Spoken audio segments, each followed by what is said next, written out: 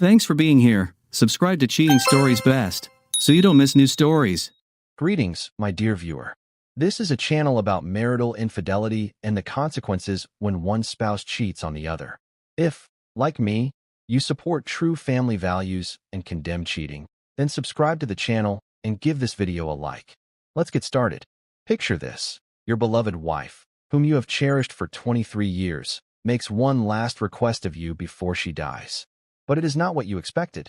She wants to spend the weekend with your best friend, Tom. She insists that this is her last wish. I am stunned, unable to comprehend what I have heard. My heart feels like it has shattered into a million pieces. How could the woman I adored, the mother of my children, ask for something so outrageous? And why would my so-called best friend agree to it? The betrayal I experienced was devastating, and then came a ruthless plan for revenge. This is my story. At 44, I reflect on my life with my wife, Jane, who is 1 year younger than me. After 23 years of marriage, we recently celebrated our silver anniversary with a fantastic week-long cruise to the Southern Caribbean. It was an unforgettable trip. Our son, Kevin, just celebrated his 24th birthday. He has a degree in computer engineering and is happily married to his wonderful wife, Linda, who brings so much joy to our lives. Our daughter, Megan, is just 1 year younger than Kevin. Megan has a degree in music education and is currently working as an assistant director of the choir at our local high school, a position she loves. She recently tied the knot with Mark, and they are very happy together. We don't have any grandchildren at the moment, but we enjoy our life together and don't feel the need to rush things. Jane and I have built a wonderful marriage, always supporting each other and looking out for each other's needs. Our romantic life has slowed down a bit, but we both like it that way. My wife often plays the song Bubbly by Colby Calais, saying that it perfectly encapsulates her feelings for me. She has a wonderful way of making me feel cherished. We often hang out with our friends Tom and Lisa. I've known Tom since elementary school, and we've been best friends ever since. Jane and I are godparents to their 3 grown children, and our children have always called them Uncle Tom and Aunt Lisa. Our families have a strong bond, and we've spent many holidays together. To me, Jane is the most beautiful woman in the world, and Lisa is a close second. Despite this, we have always maintained clear boundaries. We often danced with each other's spouses, but never overstepped our bounds. I would do anything for Tom and Lisa, as well as for Jane.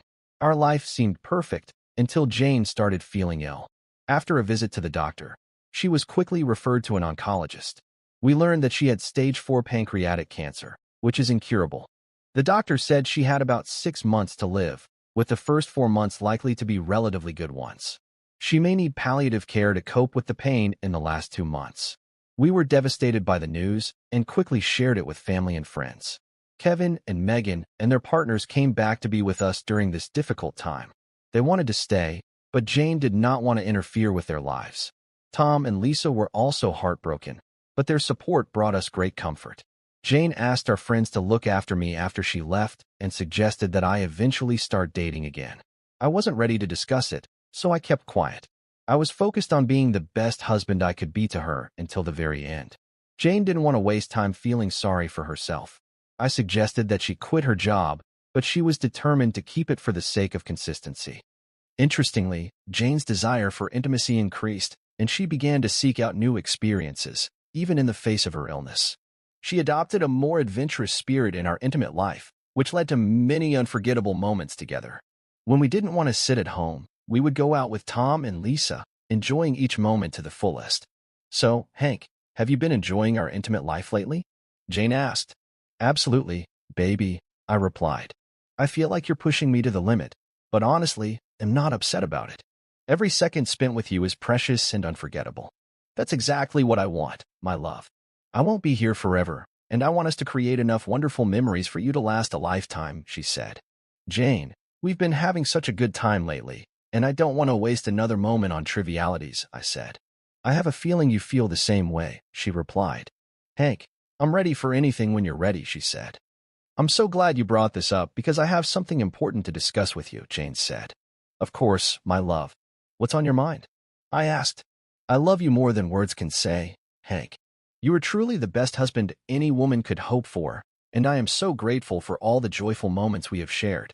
We have been close lately, and I want to ensure your happiness as we approach this chapter, Jane said. I have cherished every moment we've spent together, Jane. I could not ask for a better wife, and I look forward to creating many more wonderful memories with you, I said. This intimacy has made me think about what I haven't had the chance to experience yet. I'm thinking about new adventures I'd like to have while I still have the chance. Before we got married, you mentioned that you had other people, and I accepted that. When we tied the knot, I was innocent, and I'm grateful to have shared that part of myself with you. But now, I wonder if you're ready for me to experience something with another man before it's too late, Jane said. I don't mean an affair, just one weekend, and I can forget about it. Do you mind, Hank? I can't explain it completely, but I really need it, Jane asked. I was taken aback. I hadn't expected such a conversation. Honey, I hope this is just something you're going through, and it will pass soon. Or maybe you're just teasing me. Please tell me you don't mean it, I asked. I'm serious, Hank. I don't have time for games, Jane snapped. This means a lot to me. I think about it all the time. I really need this. Please tell me you understand and give me this chance, she asked. I felt depressed. My wife wanted to be with another man and was asking for my approval. Jane, I loved you from the moment we met. You are the perfect wife. I would do anything for you, but I'm not sure I can share you with anyone else. Before we go any further, who do you have in mind? Have you thought about meeting someone new? I asked. Of course not. Don't be ridiculous. I would never put myself at risk of getting sick. I've thought it over carefully and even talked to Lisa and Tom, Jane said. They understand. It has to be someone I know, someone I like and respect. Tom is the person I'll spend the weekend with, and then we'll put this all behind me, Jane said. I was stunned. My wife, without my knowledge, had confided in her closest friends and persuaded Tom to spend the weekend with her. You're going to be with my best friend? He's going to be with you, and you think I'm okay with that? You've got to be kidding, I said. Nobody's kidding, honey. I suggest we switch, Jane replied. It's not cheating if you realize it and agree to it. That's why I'm talking to you about this now. Nothing has happened yet, I promise. I really need this, Hank. If you really love me, you'll grant me this last wish, Jane said. I was shocked. So you're suggesting that if I love you, I have to accept this? And making it sound like a dying wish is manipulative. You're not thinking straight, honey. This is too much. I can't support it, I said firmly. If you do this, our relationship will end, I added. Jane continued to insist. Hank, ever since we got married, you've always given me everything I wanted. You took me on incredible trips, bought me luxury cars, let me have as many clothes and shoes as I wanted. So why is this any different? Have I ever sent you on vacation with another woman? No, it was always just the two of us. Did you buy these outfits for someone else? No, you bought them for me because you wanted to make me happy, Jane said. Jane, it was always just the two of us. I know it seems like a lot to ask now, but losing that connection would be devastating to me, I said. Please think about it this way. When I'm no longer here, you'll probably want to seek out other women before you consider remarrying, but I won't have that option. Don't you think it's reasonable? I'm sorry you had to make such a big sacrifice by being with me and no one else for so long. When you're free of our relationship, you'll be able to date as many men as you want, without fear of pregnancy or intimacy-transmitted diseases, I said. Her frustration was starting to show. Look, I've always put my own needs aside for you and our kids. I don't regret anything, but I do think you should try to be more understanding this time. Just put your pride aside and let me have it, Jane said. Let me ask you something, Jane. If you weren't sick, would you still want to be with another man? Just be honest, I asked. I don't know. Maybe, she replied.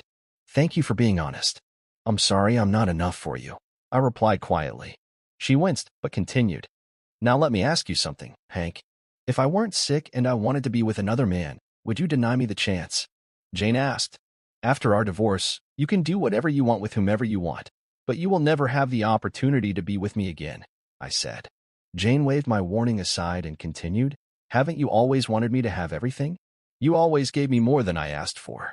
Are you going to deny me now, especially this last wish? Jane, I once thought I was everything to you, I said quietly. Thank you for pointing out my mistake, I said. She burst into tears and hurried out of the room.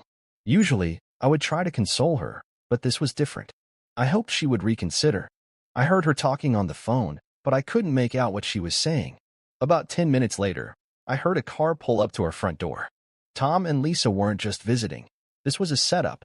While she was walking up to the front door to greet them, I slipped out the back door and went for a walk around the neighborhood. I left my phone on the kitchen table so no one could call me. As I walked, my mind was racing. When I returned 40 minutes later, their car was gone. I sensed that their plan to catch me off guard had backfired. "Where have you been?" I was so worried. "Tom and Lisa arrived, and we had no idea where you were," Jane asked. I replied, "I thought we both needed some space after what happened, so I decided to take a walk." I was surprised to learn that Tom and Lisa had stopped by today. "What's going on?" But she gave me an icy look. They were in the neighborhood and decided to drop in on business. "We've both dropped in on each other countless times over the years. It's a pity that you missed each other. They were hoping to discuss our previous conversation with you. I assure you their interest is one-sided," Jane said. "I have no intention of discussing the shock you have given me," I said. "But they are our best friends," Jane protested. "Your best friends, who better to share my thoughts with?" "They used to be my best friends, but today everything has changed. From now on, they are your best friends," I said harshly. "I'm through with them for good." "You can't be serious, Hank. Why are you being so difficult? I've talked to you, and no one else. Are you going to break off a lifelong friendship over this?" "I know you're better than that, and so is Tom," Jane said. "I suppose you discussed our conversation with them while they were visiting?" I asked. "Of course. What did you expect? They're our closest friends, and that's what friends do. They support each other," she replied. "I thought so. And what did Tom suggest about our situation?" I asked sarcastically. "They understand the kind of person you are, Hank. They think you're the most compassionate and understanding husband, father, and friend anyone could wish for. Tom mentioned that you helped him get the job he was hired for." "Tom said he knew no one better," Jane said. "I'm sure that's not all Tom shared." "Jane, what else did he say about our problem?" I asked. "Tom mentioned that he understood both sides of the issue, and while he has been your closest friend for most of your life, you're not the only one facing the end. He suggested that we pay special attention to those nearing the end of their lives. His advice is sound," Jane said. "And what, my dear wife, did he advise?" I asked with a hint of sarcasm. Jane grimaced before replying. "He said it was easier to get forgiveness than permission." I felt a surge of anger and replied, "You'll get neither from me," then turned away. If Tom and Lisa weren't already out of my life, they certainly were now. Our friendship was over. I would only interact with Tom at work on a strictly professional basis, which shouldn't be too difficult since we worked in different departments. As the evening wore on, Jane gradually piqued my interest and took matters into her own hands again. Jane was pleased with how often we were having intimacy, but I felt like she was monitoring it. Frankly, I didn't mind as long as she stayed within certain boundaries, which I didn't think she had crossed yet. We were intimate every night that week. Then, on Friday morning, before I left for work, Jane said, "Honey, I have something to tell you before you go. I'm going over to Tom and Lisa's house at 9 tonight. Tom and I are going to go to their house. He mentioned that you only discuss work with him now and have stopped answering his calls and texts. Lisa also said that you haven't been in touch with her. I'll be back Sunday afternoon, and I'm really looking forward to spending time with you. I just wanted to let you know to come straight home after work tonight. I want to make sure you're completely satisfied before I go, okay?" Jane asked. It felt like my world was falling apart. Everything was on the verge of change. Jane was determined to go her own way. "Jane, I care about you very much, but I cannot ignore the fact that you've decided to be with another man. I consider it cheating. I do not support it, and I do not want it to be so. If you spend time with Tom or anyone else this weekend, I will not be here when you return. I will also no longer communicate with Tom and Lisa, and I will distance myself from our relationship with our godchildren. For me, this would be a real betrayal," I said. "If you decide to be with him, I can't be with you anymore," I said, my voice heavy with sadness. Jane began to cry. Tom and Lisa assured her that I would forgive her, and she tried to understand why I wasn't supporting her in this difficult moment. "After tonight, my dear husband, you will understand how much I love you and need your presence in my life. But I need it for myself, too. I want you to acknowledge my feelings and fulfill my last wish," she said. She leaned over to kiss me goodbye, but I pulled away and hurried out. As I left, I could hear her crying, wishing she would change her mind. When I got home for dinner, I found that Jane had hidden a suitcase filled with unfamiliar underwear under her bed. It seemed she had made her choice, leaving me to deal with mine. Before I went back to work, I sent her a text message letting her know I'd be late, working on a special project. I apologized, explaining that I wasn't sure when I'd be home. I hoped she'd reconsider going with him. I left my phone on the kitchen table, knowing I wouldn't be there for her that evening. I wanted her to feel a sense of unease that might cause her to change her plans later. Tom stopped by my office and said, "Hank, you need to stop being so stubborn. Consider Jane's feelings, not just your own. This is her final wish, and I cannot refuse her. I see that my so-called best friend is planning to sleep with my wife for her happiness, and while I cannot stop you from destroying my marriage, you must understand that there will be consequences," I said. "If you lay a finger on Jane, you, Lisa, and my godchildren will be out of my life forever. It will ruin both my marriage and our friendship. I suggest you take my place as Jane's new boyfriend, because I won't go anywhere near her after the way you hooked up with her," I said harshly. "Hank, that's not who you are. I know you're better than that. Deep down, you don't believe what you're saying." "I understand you better than you do yourself," Tom said. "It doesn't matter what you think, Tom," I replied. "I meant every word. Now, will you please leave my office? Or are you ready to explain to the boss why you're wasting my time?" I asked. Tom realized that I was too angry to be reasoned with. He hoped that after Jane and I spent the night together, the situation would improve, but I was seething with rage, and nothing they said could change my mind. It seemed that Tom and Lisa put Jane above my feelings. I was usually easygoing, but there was a limit. To avoid seeing Tom, I left work early and went to the gym, a place I rarely went. I needed to channel my anger and avoid feeling sore the next day. As I worked out, a whirlwind of sadness, anger, and helplessness washed over me. I shed a few tears but managed to keep myself from breaking down in front of other people.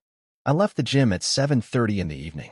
After a refreshing shower, feeling a little better but still struggling with my problems, I headed to the restaurant that Jane and I often visited on special occasions. Memories of the joyful moments spent there flooded my mind, and as I weighed my choices, I felt a mixture of happiness and sadness. I doubted if I had the strength to keep the promises I'd made to Jane. Were my beliefs so vital that I would risk losing everything for them? We had been together for 23 amazing years before everything changed. I never expected to find myself in this situation with her. I considered confronting Tom, but I realized that it wouldn't solve anything. He knew how I felt and was still determined to move forward no matter what I threatened. Jane had already admitted that she might want to go down this path herself someday, even if she didn't have cancer. When I didn't come home that evening, Jane began to worry. She noticed my mobile phone lying on the kitchen table and decided that I must have left it there after texting that I was going to be late at work. "Hi, Tom. It's Jane. I knew it was you, silly.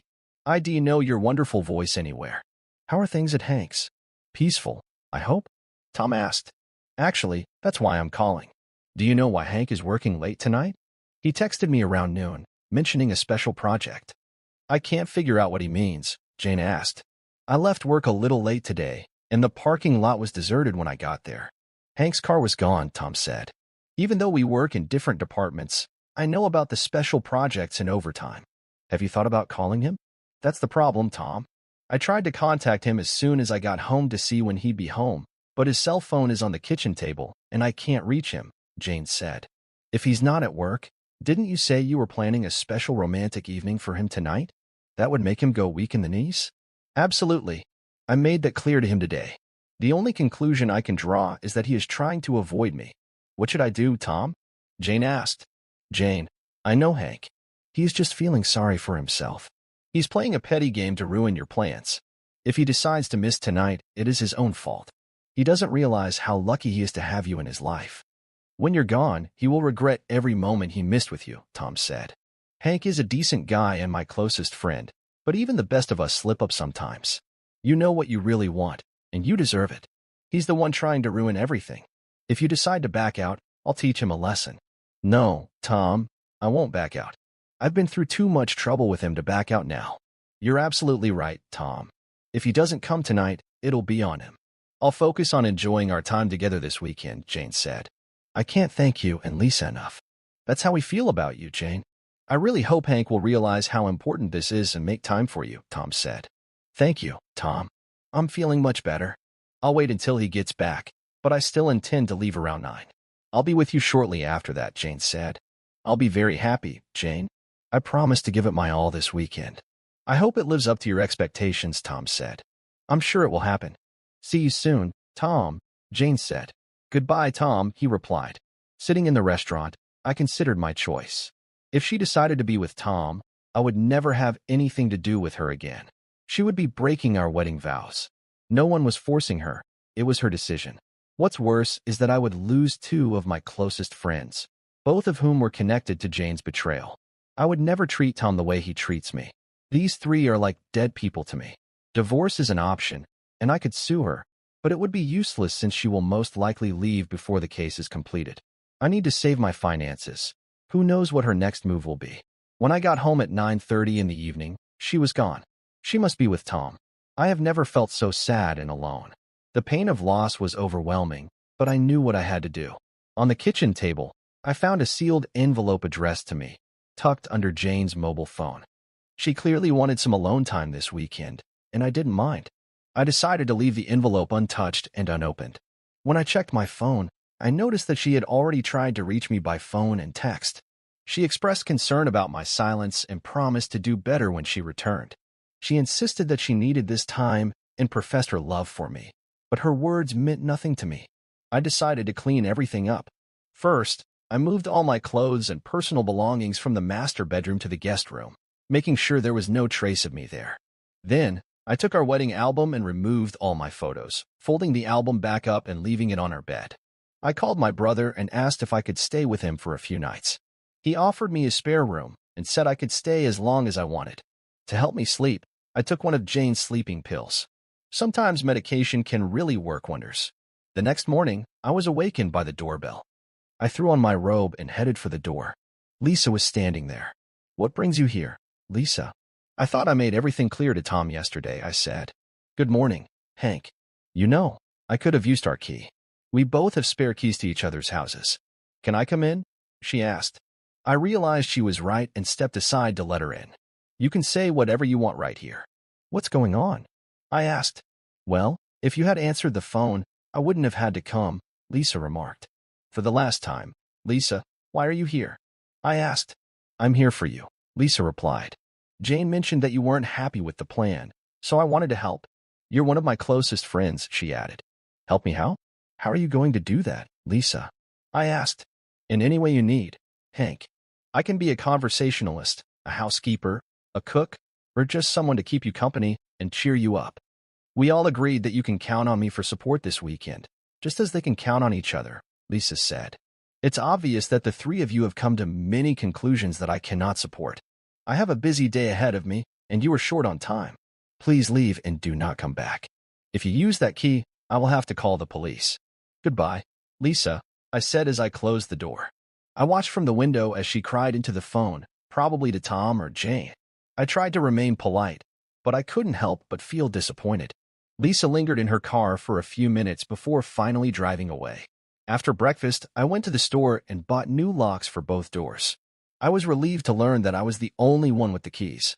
Then, I decided to change my phone number so that Jane couldn't contact me. I finally took off my wedding ring and smashed it in my workshop, placing it on the kitchen table next to her phone. I packed a small bag and invited my brother's family to lunch on Sunday. Jane was due home in the afternoon, and I wanted to leave before she returned. I was enjoying the time I had with my family when Jane returned home. She expected to find her husband there, ready to comfort her until he forgot she was gone. Jane felt a wave of sadness wash over her when she realized he wasn't home and the door was unlocked. At first, she thought he might have gone out on business, but her heart sank when she saw their wedding album lying open on the bed. Tears streamed down her face when she saw that he was gone from all the photos. Then it struck her that all his clothes were missing too. Had he really moved out? Her gaze fell on the sealed letter she had left for him on the bed. Desperately, she tried calling Hank but found his number disconnected. Everything seemed to be going wrong. This was not the future Tom had assured her of. He had told her that Hank couldn't live without her. She looked around the house and noticed new locks on the spare bedroom door. Maybe he hadn't really gone anywhere. Maybe he was just upset and hiding in another room. Not knowing who to turn to, Jane decided to call Lisa to see if Hank had mentioned anything about his intentions. "No, Jane. When I talked to Tom that morning, I shared with him everything Hank had told me, but it wasn't much," Lisa replied. "I was really hurt when Hank treated me so cruelly," she continued. "What's going on?" Lisa asked. Jane shared what she had discovered when she got home. Tom and Lisa were listening to the conversation on speakerphone.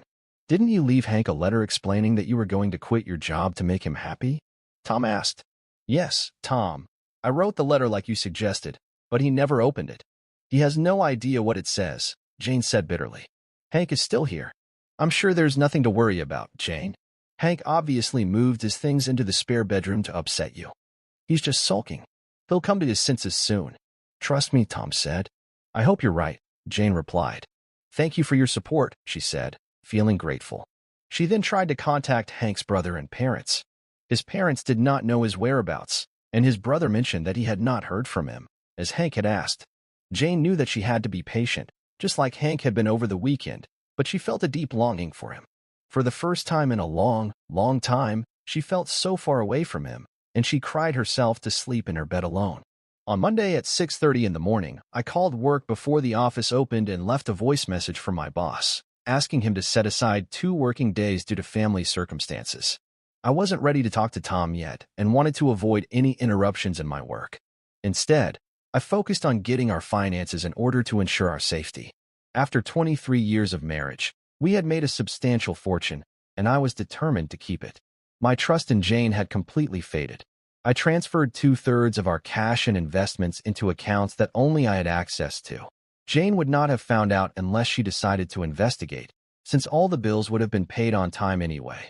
It took most of the day, but I was glad to get away from the ongoing drama. I knew that I would have a real conflict when I got home.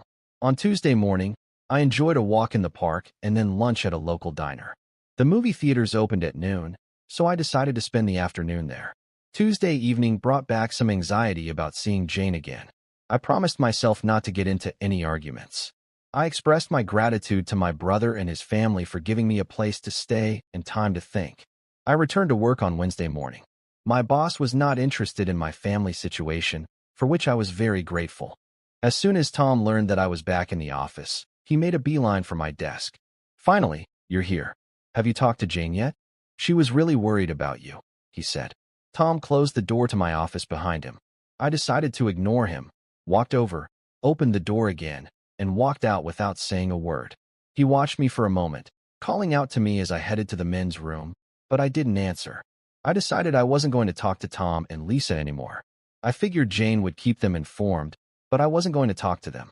Tom told Jane he'd seen me, and she ended up calling me 4 times in a row. I put each call on hold and listened to the music until it finally stopped. When I left work, Tom followed me into the restaurant without saying anything. I didn't want my dinner to be ruined by an emotional conversation. Tom waited until I left, then followed me again. As I approached my house, I noticed that he was talking on the phone. I was sure he was talking to Jane. She must have been waiting for me as I pulled up to the house. She ran to meet me, her arms outstretched for a hug. I quickly grabbed my duffel bag to make room as we entered the house. With tears in her eyes, Jane began. Where have you been, Hank? Do you have any idea how worried I was? I didn't have a moment's peace until you came home. Don't ever scare me like that again, she said. I can only imagine how worried you were. Were you as worried about me being with another woman as I was about you being with another man? I doubt it. That would be cheating, wouldn't it? I said sarcastically. Her disappointed look made it clear that she understood my point. I was proud of myself for keeping my voice calm. Hank, I understand that you're upset, and that's why we need to talk about this and move on, Jane said coldly. I can't tell you how much I love you. Tom ruined everything for me, and now I feel like I can't even reach you. Just thinking about it makes me sick. I'm exhausted after a long day, Jane said. Good night, I said simply. Please don't turn your back on me, Hank. I was really worried about you, and you just brushed me off. I don't like that. I want you in my bed tonight, and I'm going to spend my whole life trying to make this up to you, Jane said, like a hurt little child. Look, Jane, I just got home, and I'm completely exhausted. Let me shower and change. I promise we can talk after I get cleaned up, I said tiredly. Surprisingly, she accepted my request without hesitation, clearly confused by my lack of interest in being with her. I carried my bag into the bedroom and locked the door behind me. After changing into my boxers, I grabbed some fresh clothes and headed to the bathroom down the hall for a long hot shower. I knew this evening would be a difficult one. To her credit, she gave me the space I needed, probably taking the lock on the bathroom door as a signal not to disturb me. Once I was done, I got dressed, carried my dirty clothes back to my room, and locked the door again. I decided it was time to do my own laundry from now on. When I came out, I found her waiting for me in the study, sitting on the couch completely without anything. I was sitting on the only chair next to the couch, which clearly irritated her a little. "Come here, big boy, and sit next to me. I have so much to share and show you," Jane said in her passionate tone. "I can hear you perfectly well from here. What do you want to tell me?" I replied, trying to hide my disappointment with a mixture of determination and vulnerability. "I love you, and I know you love me too. We are meant to be together forever. I will reach the other side before you, but I will wait for you until you join me. In the meantime, I hope you have a long and happy life, even if it involves hanging out with other women. I just don't want to waste any more time without holding you. Let's forget about this and put it behind us forever. I want to love you more than ever for the rest of my life." "That's my wish, Hank," Jane said. "But I have a few questions before we go any further," I said. "Of course, Hank. Go ahead," Jane replied. "Did you sleep with Tom last weekend?" I asked. She nodded. "Did you share everything with him that you share with me?" I asked. "Tom advised me not to share the details," Jane said. "Tom mentioned that this might make you very angry." "Angry?" I replied. "Now I understand. So he is taking control of our marriage. You have told me everything I needed to know. Good night, Jane," I said firmly. I started to get up to leave. "Wait, please. I will answer your questions," Jane pleaded. "Before you left for the weekend, I warned you of the consequences. Instead of listening to me, you chose to trust Tom. You trusted the wrong person, and now you are left to deal with the consequences," I said coldly. "Stop treating Tom like that. He's your best friend, and he was before I came along. They're our best friends. You're just upset right now. Tom suggested that you might need some time to cool off, and I think he's right," Jane said. "I think it'll take me about 6 months to calm down," I replied. Her eyes widened. 6 months? He'll be gone by then. "Hank, you've got to be kidding me. We need to get this over with as soon as possible. Let me help you through this. I promise I'll make it up to you," Jane pleaded. "I'm sorry, Jane, but I'm really not in the mood for this. Deliberately making myself sick is not something I plan on doing," I said. "Are you saying you want to leave me, Hank? Is this really how it's going to end for us?" Jane asked, her voice shaking with emotion. "I thought about it a lot while you were with Tom last weekend. You know I'm not the kind of man to break his promises. I intend to keep my vows for the rest of my life. I won't betray you the way you betrayed me," I said quietly. "I will stay in the house, but we will live in separate bedrooms. I will pay the bills and go about my normal business. I will not leave you. I will not abandon you in good times or bad. That is part of my promise to you. But my vows no longer mean that I have to be close or affectionate to you. All I ask is that you do not bring that man or his wife here again. If you do, please let me know so I can leave before they do," I said. "I can't help feeling that I have done such damage to our relationship," Jane said. "Hank, if what you say is true, it wasn't worth it. 1,000 weekends with him or anyone else wouldn't have made a difference. I only hope that you can find it in your heart to forgive me before it's too late." "I'm truly sorry, Hank. I'm sorry for what I did to us," Jane said. "The heart doesn't always listen to what the mind shouldn't. And one more thing, Jane. Since we're no longer intimate, if you ever want to be with him or anyone else again, please don't do it here. Find another place to meet," I said with disgust. "I don't want to hear it," Jane screamed, her face flushed with rage. "Now, pay attention to what I'm saying. This was a one-time mistake, and it won't happen again. I want you to be the last man in my life. I promise I won't be with anyone else," she said. "I remember you made the same promise on our wedding day. Forgive me if I have trouble trusting you," I said. Tears streamed down her face, and she began to sob uncontrollably. I went to my room, closed the door, and left her crying on the couch. The next morning, I left for work early to avoid her. Around noon, Tom burst into my office. "I'm not leaving until you talk to me," he said. "What you're doing to Jane is unacceptable. I'm going to pester you until you change your mind," he yelled. I grabbed the phone and called my boss. "Hi, Dennis, I've got a problem. Tom's here in my office, and he refuses to leave," I said. "He's interfering with my work. Can you help me?" I asked. After a short pause, I replied, "Thank you, Dennis. Are you serious? You can't confront me directly, so you're going to the boss?" Tom asked. "Something like that," I said. Just then, the phone in my office rang. "Yes, sir." "They'll transfer him," I said, handing the phone to Tom. "Hello?" "Yes, sir. I understand. It won't happen again," he replied. He handed the phone back to me, looking defeated. It's not over yet, Hank, he said furiously. We have too much history for it to end like this, Tom added quietly. I decided to ignore him until he finally left. He knew I would report any further harassment at work, and if he had approached me after hours, I would have handled it then. According to the doctors, Jane had less than 2 months to live. I could handle 2 difficult months if necessary. That evening, I decided to go to a family restaurant to avoid having dinner with Jane. I needed to scout out a place to eat when I got home, but when I walked in, she had already cooked dinner. Hi, honey, Jane said. I made your favorite dish, and I hope you're ready for it. I noticed you were running a little late, but I left it warm for us. Sorry, but I already ate, I replied. That's why I'm late. Since you'll be gone soon, I'm looking for somewhere to eat after you leave. I should have mentioned that I'll be dining out from now on, which should make things easier for you. Okay, she said, looking a bit hurt. Are you really depriving me of that too? She asked.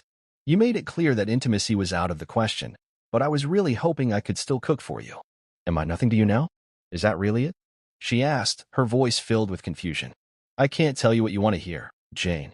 You say you regret being with another man, but I'm sorry it affected your choices. Neither of us is happy, but that's the reality we face. I'm going to go to my room now, I said. She started crying again. Hank, you don't have to lock yourself in your room all the time. Can't you at least go downstairs and watch TV or something? I'm not contagious, and you can't catch my cancer. Please don't shut me out completely, Jane said. They'll think about it, but only if you promise me 2 things, I replied. What are they? She asked. First, don't ever mention that weekend or what it cost us, I began. And second, I don't want to hear your side of this.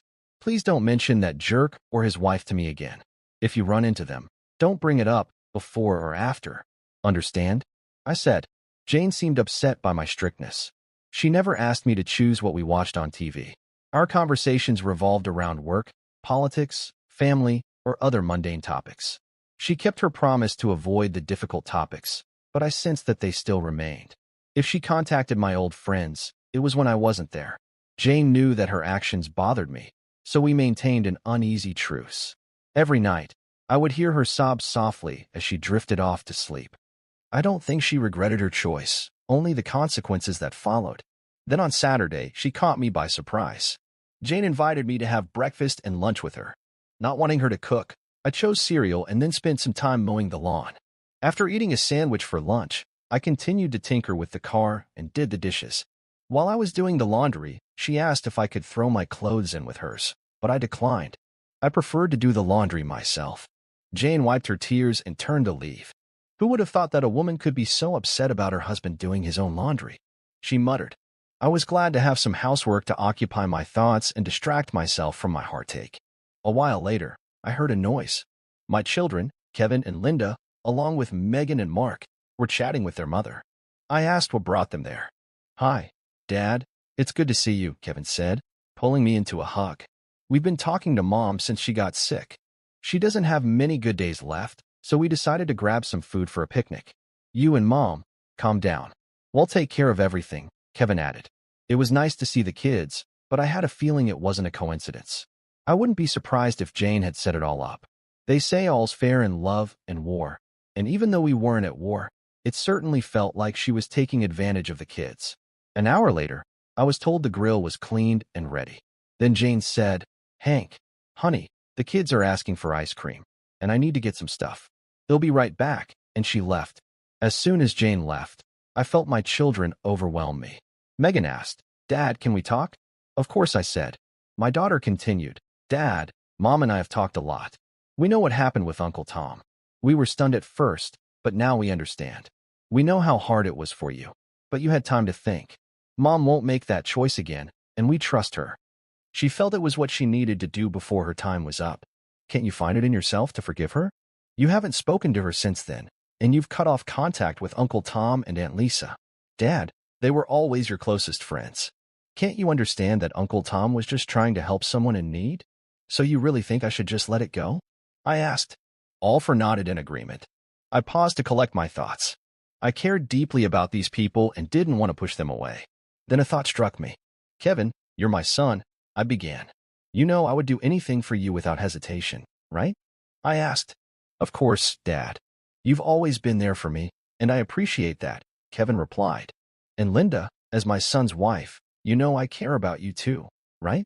I would do anything for you too. I turned to Linda. Of course, Dad. And we feel the same way about you. All four of us would do anything for you and Mom. That's why we're here. Our love for both of you is immense, Linda replied. I'm really glad to hear that, Linda. It makes it easier for me to move on to the next topic. As you know, I'm not getting any younger, and after thinking about what your mother went through, I've been thinking a lot about plans, including my own, I continued. Kevin, could you please let Linda spend the weekend with me so I can check off some of her bucket list items? If we could spend the weekend together like your mom and Tom did, it would show me that you really mean what you say and are willing to back it up with actions.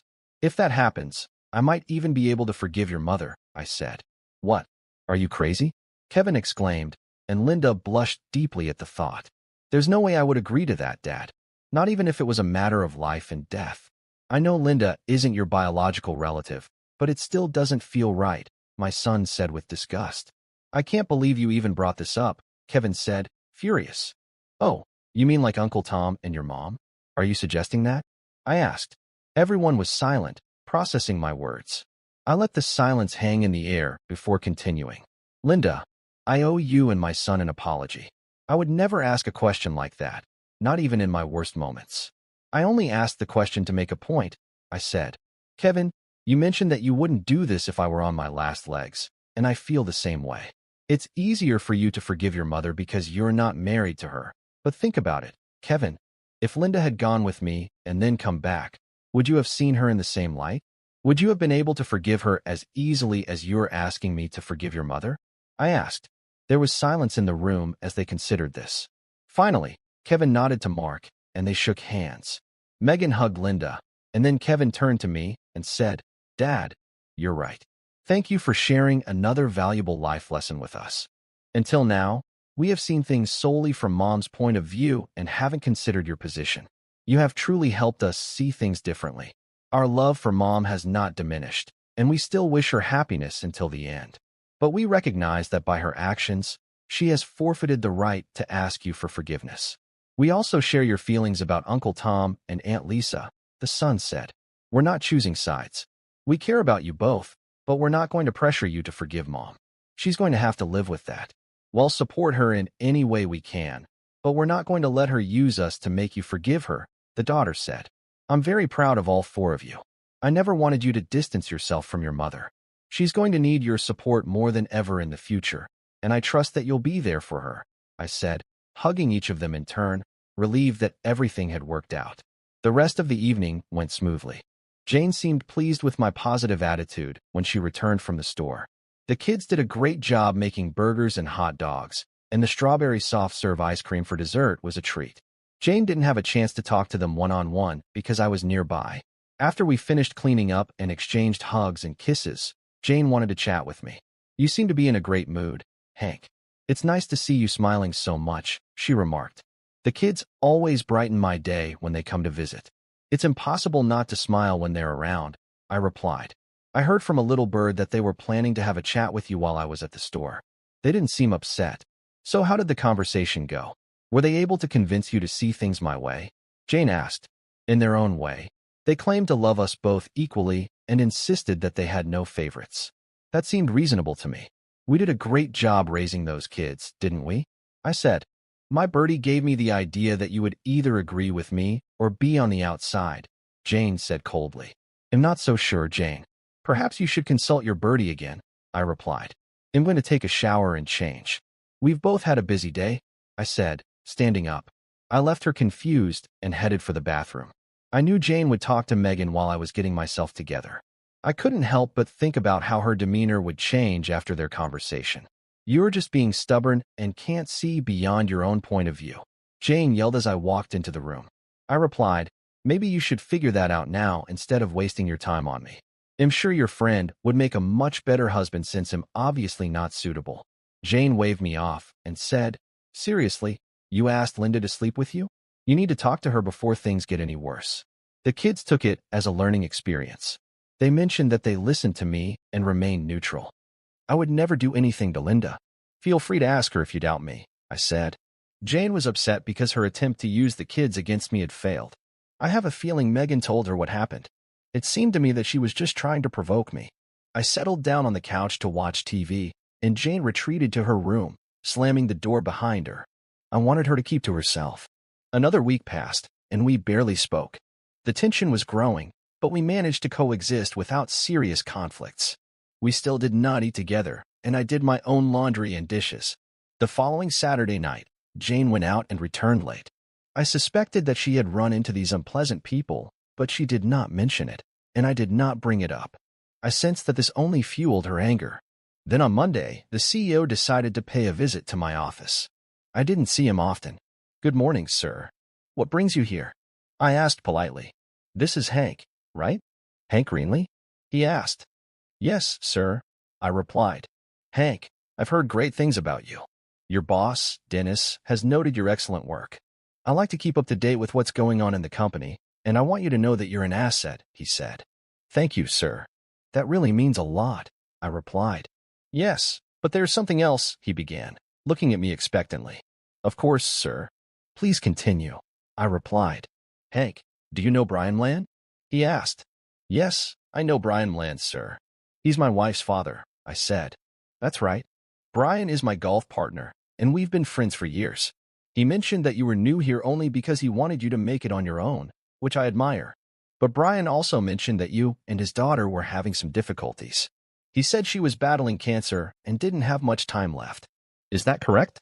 the CEO asked.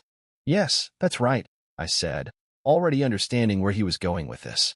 As a father, Brian's greatest concern is for his daughter's happiness in her final days, and I can understand that. He asked me to check on you because sometimes men need to be a little more kind to their wives, the CEO said pointedly. "It can happen to anyone. I believe you are a great husband, and I would hate to hear from Brian that you are not contributing to family life. Just so you know, your character is taken into account in your performance reviews," the CEO added. I was taken aback that my father-in-law had discussed my personal life with my boss. While I couldn't entirely blame him, I didn't appreciate being pressured. Hoping to avoid further confrontation, I replied politely, "Of course, sir. Thank you. I will take care of it. Just be sure to follow through," he said firmly. "I really don't want to have to revisit this conversation," the CEO added coldly. "I assure you, sir, that you won't have to. I appreciate your leadership," I said. He left, seemingly satisfied, believing he had solved his friend's problem. As soon as he was gone, I wrote my resignation letter, packed my things, headed to HR, submitted the letter, returned my ID, and walked out of the building. This decision was made for two reasons: to distance myself from my former friend and my father-in-law's interference. However, it created a new problem. I was now unemployed. With plenty of time on my hands, I had the opportunity to reflect. It was still early, so I went home to take care of some errands. Jane came home from work at her usual time. "You're home early. What's wrong?" she asked. I gave her my usual irritated look. "I quit my job today," I said. "What?" Jane exclaimed. "Yes," I answered calmly. "It turns out your father was after me, so I didn't have much of a choice," I added, looking her straight in the eye. "My father? How could he make you quit?" she asked. "Well, since you must know, I found out today that your father regularly plays golf with Mr. Zhao, the CEO of my company. Mr. Zhao came into my office this morning and told me that your father had been complaining about the way I was treating you. He made it clear to me that if I didn't improve things at home the way your father wanted, I might lose my job," I said through clenched teeth. "Mr. Zhao threatened me with negative work reviews that could damage my career. As you know, I don't respond well to threats. Even if I went back to being the perfect husband, the damage has already been done. The CEO painted me in a negative light, so I decided to resign from my position. And now I'm here," I said. "How can you blame my father for your loss of a job?" Jane cried. "You're such a slacker, Hank. You're disappointed in me, in our marriage, and in your job, and now you want to blame my father for your shortcomings? He's a much better man than you'll ever be," Jane screamed. "I realize now that I made a mistake by being honest with you. I won't make that mistake again. How about this? My big toe hurt today, so I just decided to quit. Is that the best excuse?" I screamed back. "What a jerk," Jane said, shaking her head. "Why are you so adamant? Why can't you find it in yourself to forgive me and let us go back to the happy life we once had before it's too late? Why did I choose to be with someone so stubborn?" Jane screamed. "Something doesn't add up. This ex-boyfriend is so much better than I will ever be.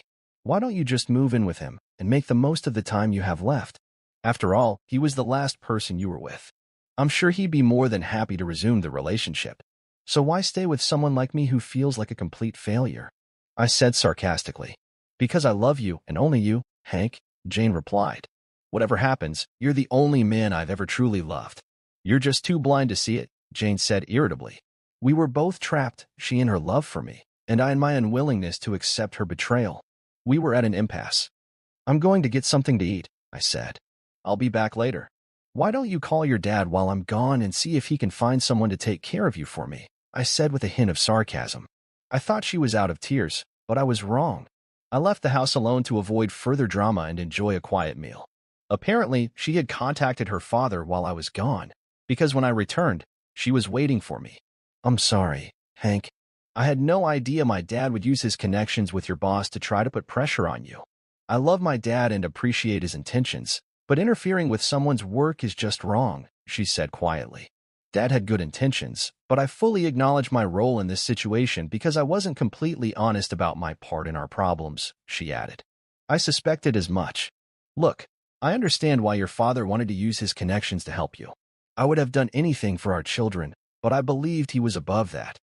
Now I realize he didn't know the whole truth, I said. I'm determined to change that, and my father will support me unless he decides he never wants to see me again, Jane said. What do you mean, Jane? How can you possibly change anything in my career? I asked. I've come to a conclusion. I'm quitting my job tomorrow morning.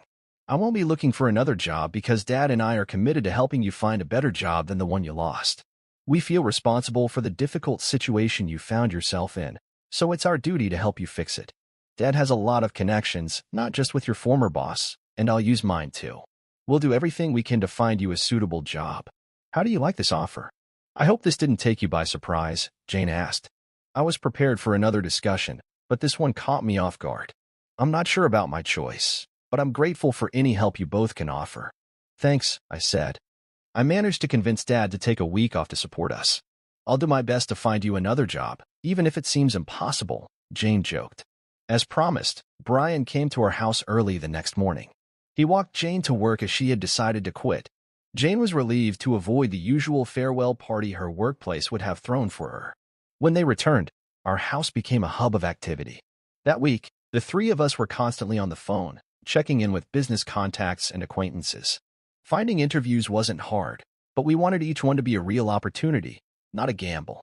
With the economy in recession and quality jobs hard to come by, I attended at least a dozen interviews that week with their support. I had never seen Jane so dedicated. Her commitment to delivering on her promises was unwavering. Help came from an unexpected source. Brian put his pride aside and approached Mr. Zhao, admitting that he had misjudged the situation with his daughter and had acted too hastily. Mr. Zhao expressed regret for the disruption that had occurred at my workplace and explained that returning to my previous job was not an option. While disappointed to lose me, he accused his friend of overreacting. Brian quickly sprang into action, promising to make some calls on my behalf. Just 45 minutes later, we received an unexpected call from Wellington Enterprises. The company was looking for a new manager to take charge of their purchasing department. Wellington Enterprises specializes in helping inventors turn their ideas into reality. Investors fund these ideas, and Wellington turns them into tangible products. While creating a variety of products can be challenging, the company has developed its own unique approach to the process. They explain that while most new products fail to catch on, the few that succeed make all the hard work worthwhile. I spoke with them the next day, and it seemed they had already decided to hire me. They'd been having issues with dishonesty from previous employees in the position and were looking for someone reliable and trustworthy. Mr. Zhao's positive recommendation for me made a significant difference.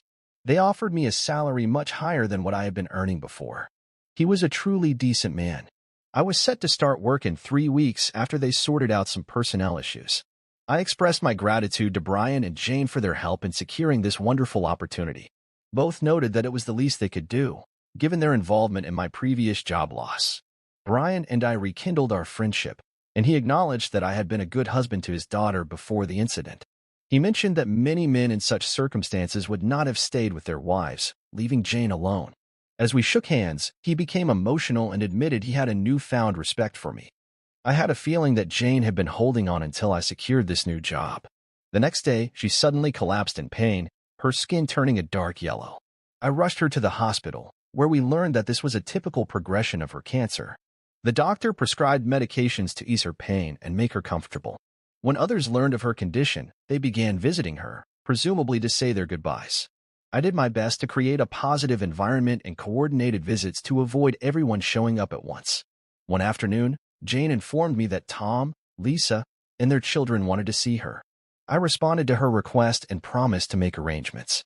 Jane understood the implications of this visit. I contacted Megan and asked her to accompany my mother on the visit, requesting her to text me as soon as they were finished. Megan handled it beautifully. My daughter is very perceptive. Everything went smoothly, allowing me to avoid an unpleasant conflict. The visit was an eye-opener for Megan.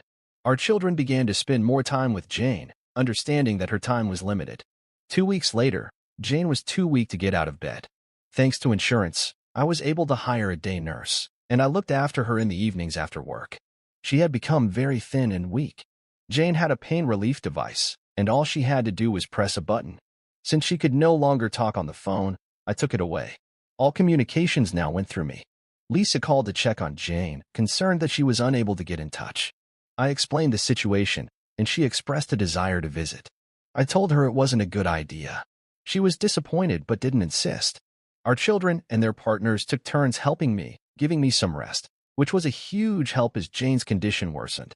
I suggested that she consider hospice care, but she firmly refused, expressing a desire to spend her final moments at home surrounded by her loved ones. With a heavy heart, I respected her decision. Jane fell into a deep sleep and became unresponsive, and I feared that this was a sign that the end was near.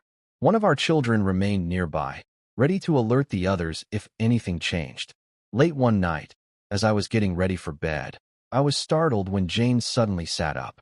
After being largely unresponsive for 2 weeks, her sudden movement was astonishing. She looked radiant. Her face lit up with the most beautiful smile in the world. Then Jane spoke.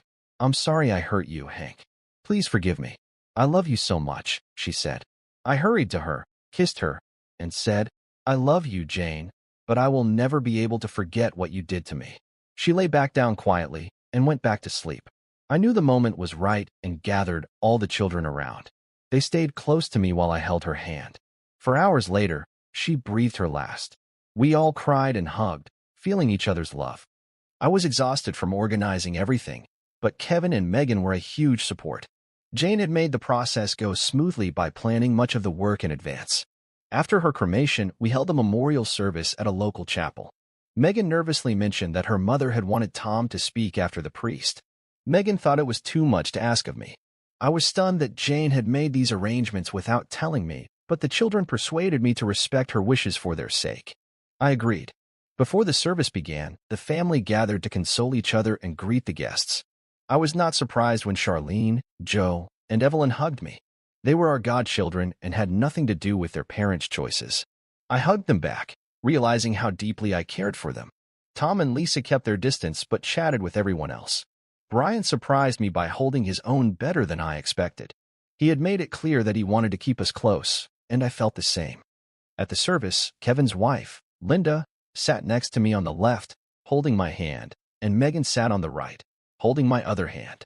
I treasured my children and was grateful to Jane for instilling in them a love of family. The priest gave an inspiring message, reassuring me that they were there to support me through this difficult time. Tom supported me, reassuring me that they were there to help me through it all. Tom mentioned that Jane had asked him to read a letter she had written. She must have given it to him during their last visit when Megan was around. The letter urged everyone to value their time, forgive each other, and stay in touch with me and the kids. She even made a light-hearted joke about helping me find good women to spend my life with, which made everyone, including me, laugh. That was typical of Jane. After Tom finished speaking, he shared his thoughts. "I've known Hank longer than anyone else here." Jane hoped that we could all find the strength to forgive each other. "I admit that I made a mistake, even if my intentions were good, but Hank hasn't let it go," Tom said. "We've been best friends since high school, but this time he just can't bring himself to forgive me," Tom said as he continued. Kevin stood up and motioned to the minister, who promptly turned off Tom's microphone. Linda, Megan, Mark, and Kevin helped me out of the main chapel. Lisa, Charlene, Joe, and Evelyn also stood up and joined us. Tom was stunned to see his own family leaving the chapel. Kevin explained that Charlene had mentioned overhearing her dad giving me a hard time. I had arranged for the priest to turn off the microphone if that happened when he arrived. I spoke firmly to Tom, and he promised he would only say what Mom wanted. I turned to Charlene, who said, "I love my dad, and I love all of you." What he said was not true. We know what happened, and we are with you today. So is your family. I am sorry we've grown apart since that weekend. I love you all even more now that you have revealed your true selves, and I appreciate that. Charlene concluded. Lisa continued, "But to you, Hank, I sincerely apologize for my role in all of this.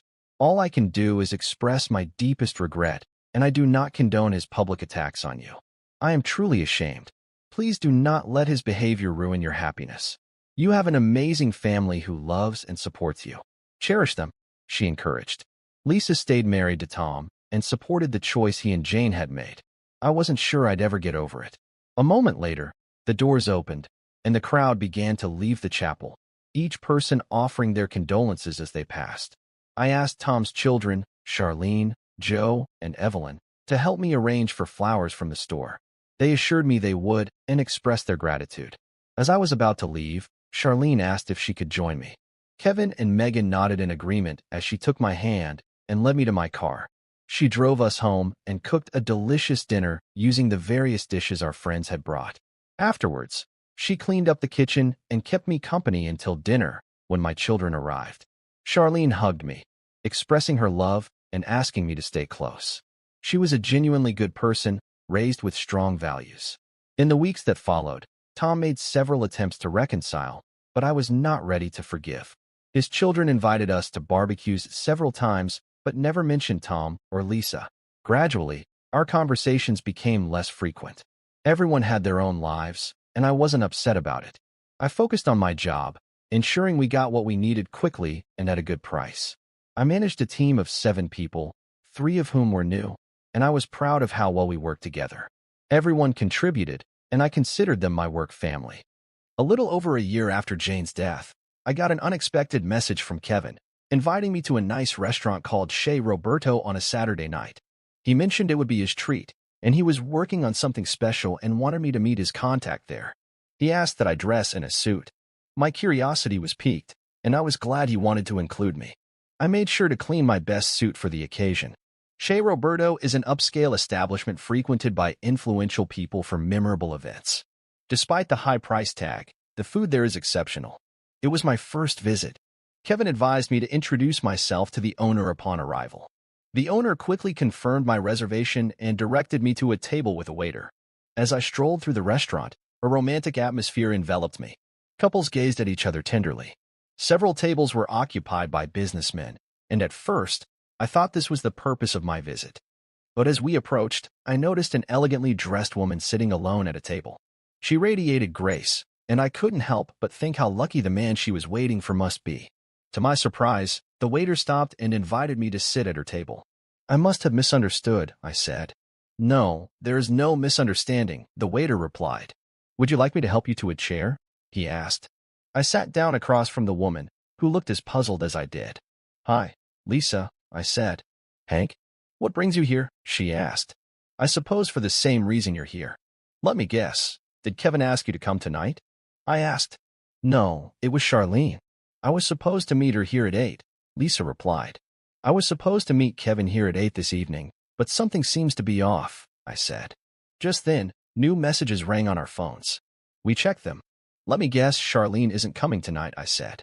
"Oh, I see. Our kids were playing with us," Lisa said, laughing. The waiter stood nearby as if waiting for our decision. "Lisa," I said, "since we're already here, why don't you order something? No sense in wasting the evening." "Why not?" She nodded in agreement. "I've heard great things about this restaurant," said Lisa. "Me too," I replied. Looking at the waiter, I asked, "Could you bring us 2 menus, please?" "That won't be necessary, sir," he replied, clapping his hands twice. A moment later, 3 waiters emerged from the kitchen, each carrying a tray laden with appetizing dishes. They placed the dishes in front of us, as if they knew our preferences, and quickly disappeared. We exchanged surprised glances. "How did they do that?" we said in unison. "These are all my favorite foods," Lisa exclaimed. "Mine too," as if someone who actually knows both of us picked the dishes, I replied. "Honestly, if I'm going to be surprised, I could expect worse," Lisa laughed. "I completely agree," I said, smiling. "I understand why they did this. They knew you wouldn't reach out to me after everything that happened. You made your feelings clear. Looking back, I don't blame you, Hank. In fact, I don't mind much because it's just you here. But if he were with you, I wouldn't have sat down at the table at all," Lisa said. "Him?" I asked, surprised. "You mean Tom? You really don't know?" Lisa asked, surprised. "No. What do you mean? Has something happened to him? I haven't spoken to him since Jane died, and the kids know better than to mention him to me," I said. "I understand. That makes sense. A lot has changed. Do you want to know what happened?" she asked. "Lisa, I don't have any other plans for tonight. You've piqued my interest," I replied. "Okay, but I must warn you that his name will be mentioned a lot in my story," Lisa said. "It's been over a year now, and I think I can discuss this without getting emotional." "Go on, Lisa," I said. About 3 weeks after Jane's memorial service, Tom felt something was wrong, which prompted him to see a doctor. He was then referred to a specialist. He was diagnosed with stage 4 prostate cancer, and the only option was major surgery to remove the prostate. The cancer had progressed to the point where every trace of it had to be removed. Many blood vessels and nerves were damaged during the procedure. Once Tom recovered, he realized with pain that the surgery had robbed him of the ability to be intimate with women, Lisa said. "I was stunned by this revelation. I had not realized it at all. The children had kept the details of his condition from me." Noticing my surprise, she continued. "I hope you don't mind my being honest, Hank. Since you and Jane were close friends, I feel it's okay to share these personal matters." I nodded understandingly. Tom has been undergoing regular radiation treatments since his surgery, which have taken a toll on his mental and emotional state. "At first, he tried his best to meet my needs in other ways," Lisa continued. "I think it boosted his self-esteem initially, but over time, he became frustrated and gave up. He became depressed and refused counseling. Then he started drinking heavily and became verbally abusive. When he lost his job, things got even worse, and he started hitting me. I decided not to be a victim. After 3 incidents, I'd had enough. My divorce from Tom was finalized just last week. Hank, I haven't had a relationship with anyone in almost a year," Lisa said. My thoughts were racing as I listened to her story. I would never say this, but I couldn't help but think that karma had a way of coming back to people. Then my gaze fell on Lisa, and I realized how little I truly knew her. I was at a loss for words. I didn't know about his diagnosis or how he had treated you. "I'm ashamed of myself for turning my back on you, Lisa. I wish I could have been there for you. You didn't deserve the pain you've suffered, just as I didn't deserve what happened to me," I said. "It seems we've both experienced our share of injustice," Lisa replied. I reached across the table and gently covered her hand with mine. "Although we can't change what has already happened, perhaps we can change something in the future." I stood up, pulled my chair closer to hers, leaned over, and kissed Lisa tenderly. She clasped her hands in delight. At that moment, we noticed all our children and their partners gathered around a large table in the corner, watching us. We laughed so hard our sides hurt, and we were out of breath. The sincere gesture of our children, combined with the love Lisa and I shared and the trials we both had to overcome, created a special bond between us. The gloomy atmosphere lifted, and the sun shone brightly once again. We jokingly reminded the children that they still had to pay the bill. Ironically, all 5 couples vied enthusiastically for the opportunity to cover it. And that's the end of the story. Thank you for your valuable time. Give me your generous likes, and don't forget to subscribe to the channel.